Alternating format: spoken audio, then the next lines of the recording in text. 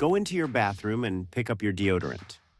Now picture the pricier, aluminum-free natural one sitting near it, the one sold as the safer upgrade. There's a very good chance those two products are made by the same company, and you were probably nudged toward the expensive one for a frightening reason: that the aluminum in the regular kind might cause breast cancer. So here is the uncomfortable part, and I want to say it plainly right at the start, before anything else. The major cancer organizations have looked at this question more than once, carefully, and they have not found convincing evidence that your antiperspirant causes breast cancer. The scary story you were sold to justify paying triple? The science underneath it is thin, very thin. So no, this video is not going to tell you that your deodorant is poisoning you. I think that's a lie. And I think a lot of the people repeating it are the same people who'd love to sell you a $14 natural stick to replace your $4 one. What I'm going to do instead is something almost nobody does with this topic. I'm going to check both sides, because the mainstream brands spin you. The clean brands spin you right back, and the actual truth is sitting quietly in the middle, where nobody is making money off your fear. 3 quick rules first. Rule 1. Nobody paid for this video. No brand, no affiliate deal that quietly bends what I tell you. Nobody sent me a box of natural deodorant to win me over. If the cheap mainstream thing is fine, I'll tell you it's fine. And a few times today, I will. Rule 2. Every judgment here comes from what the evidence actually says. The real statements from the real cancer and health bodies, not a panicked post that was clearly written to sell something. Rule 3. By the end, you'll have an 11-second test you can run on whatever's in your bathroom right now, and you'll know the one group of people who genuinely should ask a doctor about the aluminum. Because there is one. It's small, it's specific, it's real, and almost no scare video ever bothers to tell you who it actually is. I'm saving it for the end. Let me start with the single most useful thing in this entire video, because most people have never had it explained to them, and it quietly settles half the argument. Deodorant and antiperspirant are not the same product. They get sold side by side in identical-looking sticks, and the words get used like they mean the same thing. They don't. A deodorant only fights smell. It does nothing about how much you sweat.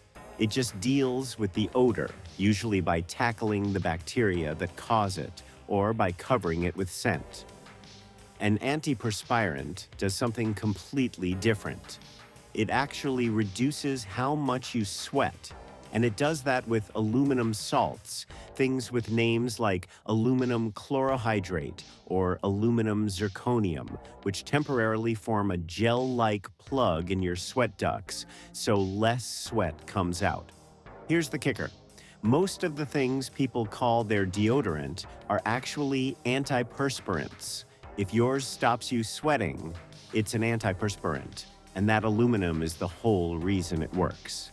So when someone says they want to quit aluminum, what they're really saying, whether they know it or not, is that they want to go back to sweating normally and just manage the smell.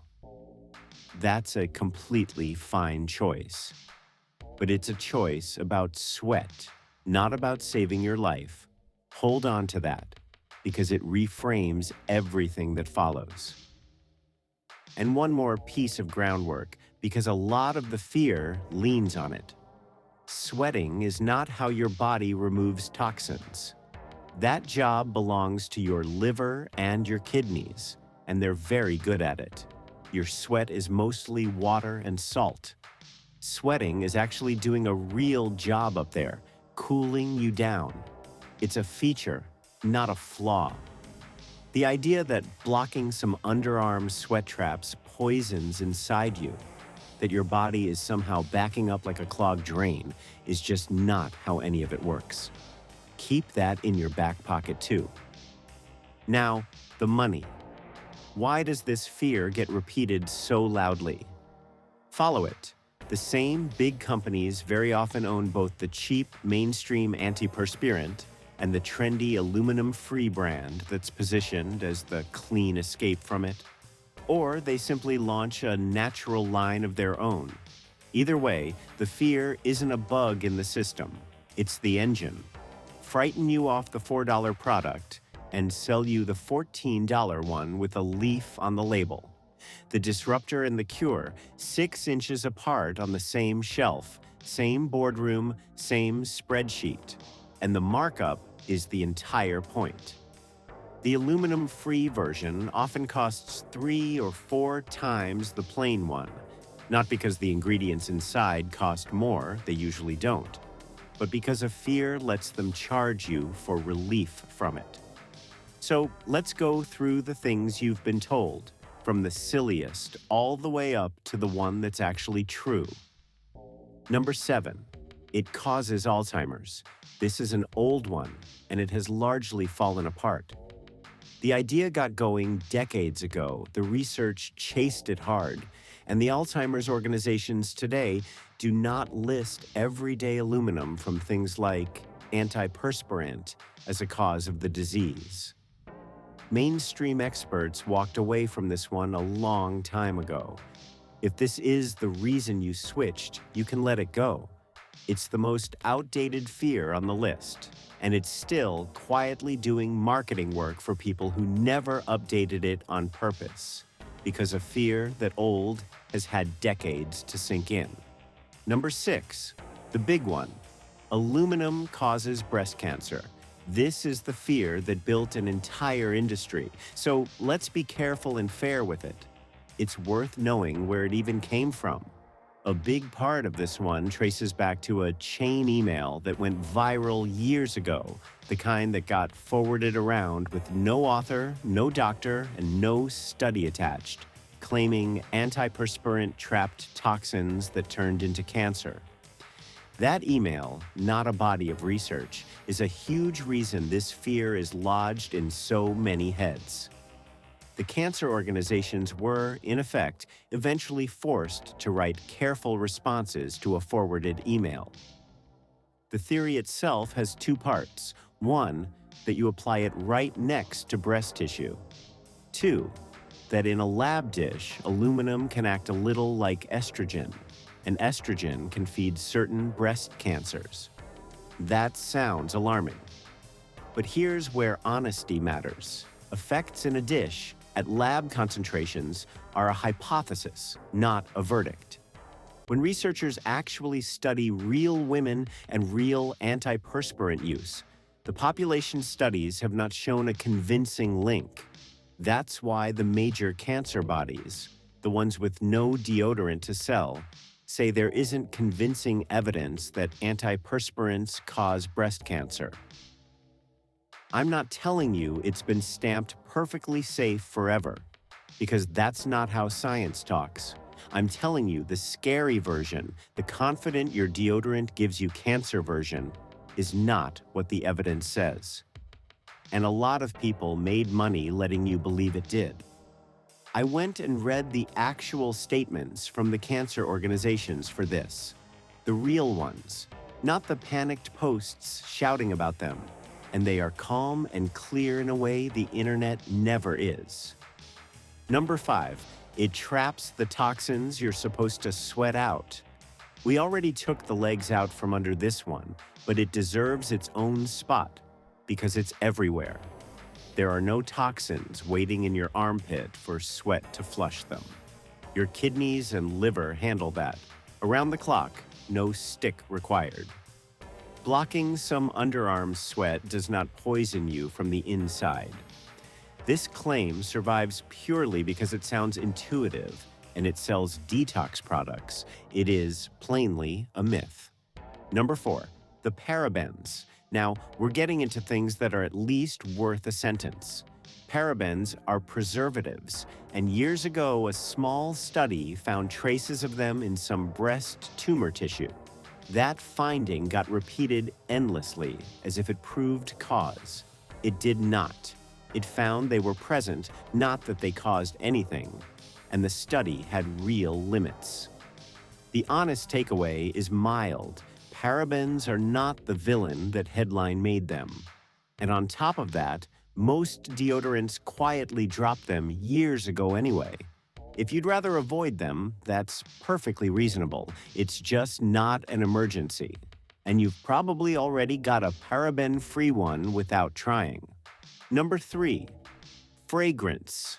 Here, finally, is a concern I'll actually back, and it's not the one you were sold. The issue with the word fragrance or parfum isn't cancer. It's that it's a legal black box. A single word on the label can hide a whole undisclosed mix of ingredients, and some of those can be common irritants, especially in a warm, occluded, freshly shaved armpit. If your underarms get itchy, red, or rashy, fragrance is one of the first things I'd suspect. And watch this trap. Unscented is not the same as fragrance-free. Unscented can still contain a masking fragrance added to cover up the smell of the base. The words you actually want are fragrance-free. This one's real. It's just delightfully boring compared to the cancer story, which is exactly why nobody built a fear empire on it.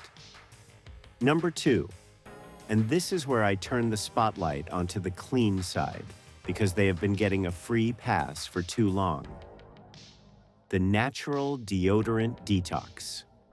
When you switch to a natural deodorant, a lot of brands warn you that your armpits will go through a rough detox period, where you smell worse for a couple of weeks while your body purges all the bad stuff. That is marketing fiction dressed up as biology. Your armpit is not detoxing. What's actually happening is that the bacteria living there are adjusting to a new product, and your sweat glands aren't plugged anymore. So yes, you sweat and smell more than the antiperspirant let you. That's not poison leaving your body. That's just sweat, doing what sweat does, and a clever brand turning your discomfort into proof that the old product was evil. And here's the second half of the clean side problem: baking soda. Tons of natural deodorants lean on baking soda, sodium bicarbonate, to fight odor. And it works, but it's strongly alkaline, the opposite of your skin's natural acidity. And for a huge number of people, it causes burning, redness, and an ugly rash right where it's most tender. So people flee a product the evidence says is probably fine for a clean one that genuinely does irritate their skin, and they're told the rash is part of detoxing. It's not. It's the baking soda. And one more thing the clean aisle would really rather you not notice. Those smooth, natural crystal deodorants, the salt rocks sold as the pure, aluminum-free answer, are very often made of a mineral called potassium alum, which is awkwardly an aluminum compound. So some of the exact products marketed to people fleeing aluminum are chemically still in the aluminum family. If aluminum were truly the poison the story claims, the crystal wouldn't save anyone. It's a perfect little symbol of how confused this whole panic really is. And number 1, the thing that's actually true, after all that noise. There is one group of people for whom the aluminum genuinely matters, and the proof is hiding in plain sight on the product itself. Flip over a real antiperspirant and read the drug facts, and you'll find a line telling people with kidney disease to ask a doctor before using it. That isn't decoration. It's there because your kidneys are what clear aluminum from your body. And if your kidneys are seriously impaired, aluminum can build up in a way it never would in healthy ones. So, for the small group of people with significant kidney disease, this is a real conversation to have with a real doctor. For everyone else with normally functioning kidneys, that warning is the system quietly telling you who actually needs to worry. And it isn't the millions of healthy people who were scared into switching. The honest danger was specific and small the whole time. The fear that got sold to everyone was the product. And one kind, useful note before the test, because it matters for a lot of you. If your body odor has genuinely changed in the last few years, that is very often hormones, age, diet, or stress talking, not your old deodorant failing and not toxins building up. Menopause alone can change how a person smells. The product didn't betray you, your chemistry shifted, and you don't need to detox anything to deal with it. You just need the right product for the body you have now. So here's your 11-second test, and it's a good one. Pick up whatever's under your arm most mornings and answer 2 questions. First, is it an antiperspirant or a deodorant? Look for the word antiperspirant and an active ingredient with aluminum in the name. If it's there, it's reducing your sweat, and that's the only thing the aluminum is doing. If it's not there, you're already using a plain deodorant, and the entire aluminum debate never applied to you. Second, scan the ingredients for the word fragrance or parfum. And if your skin ever acts up, look for baking soda or sodium bicarbonate. Those two, not aluminum, are the most likely reason your armpits are unhappy. That's it. 11 seconds tells you what you're actually using and what's actually worth reacting to. Run it tonight and tell me in the comments what you found. Antiperspirant or deodorant, fragrance or fragrance-free. I genuinely want to see how many of you discover you were never using aluminum in the first place. And if this is the kind of straight answer you've been looking for, subscribe, because this whole channel is just this, checking the claim instead of repeating it.